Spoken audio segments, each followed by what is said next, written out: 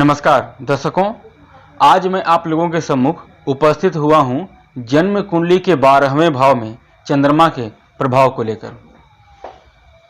जन्म कुंडली के 12वें भाव में चंद्रमा के शुभ या अशुभ फल की चर्चा करेंगे, लेकिन उससे पूर्व ये जान लेते हैं कि 12वां भाव है क्या।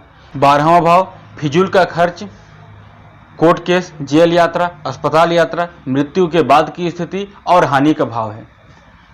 नेचुरली इस भाव में चंद्रमा केवल स्वराशि यानी कर्क राशि के साथ बैठेगा तब ही ये शुभ फल कर सकता है। अब इसमें भी कि चंद्रमा स्वराशि के साथ 12वें भाव में बैठेगा तो शुभ फल ही करेगा, इसकी संभावना भी बहुत कम ही बनती है।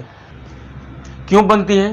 दरअसल जितना मैं गहराई से आज बताने वाला हूं उतना मैं किसी वीडियो में नहीं बताता हूं।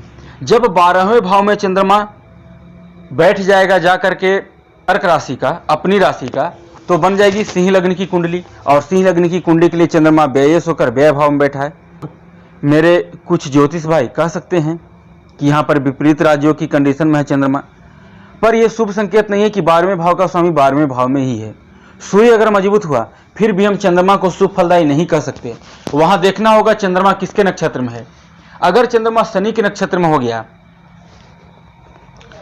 अगर चंद्रमा बृहस्पति के नक्षत्र में बैठा तो यह भी शुभ फलदायी नहीं है। बृहस्पति के नक्षत्र में बैठने के बावजूद भी शुभ फलदायी हो सकता है जब बृहस्पति अच्छी स्थिति में होगा तब, लेकिन शनि के नक्षत्र में बैठेगा तब कतई ये शुभ फलदायी नहीं होगा। क्योंकि शनि केपी में हम कनेक्शन देखें तो शनि छठे का लॉर्ड है और चंद्रमा 12वें में गया है, यानी कोर्ट केस, जेल यात्रा, एक्सीडेंट, अस्पताल यात्रा, बिल्कुल ये कॉम्बिनेशन शुभ नहीं है।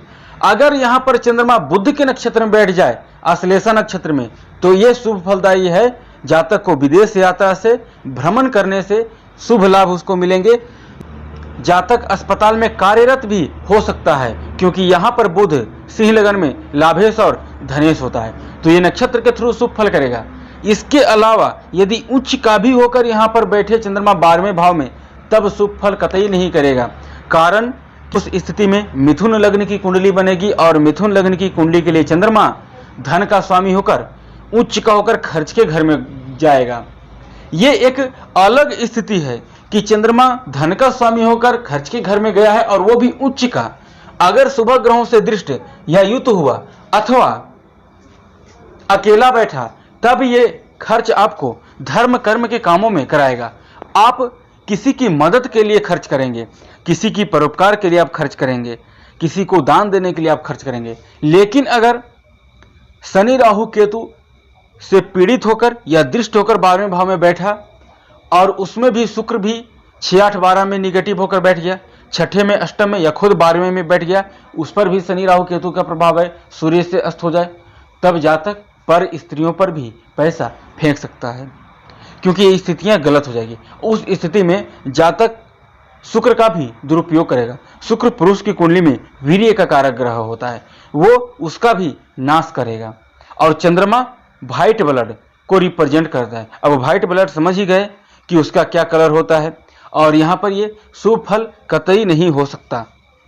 चंद्रमा यहाँ पर होगा तो मानसिक चिंता, परेशानी, डिप्रेशन का भी समस्या देगा।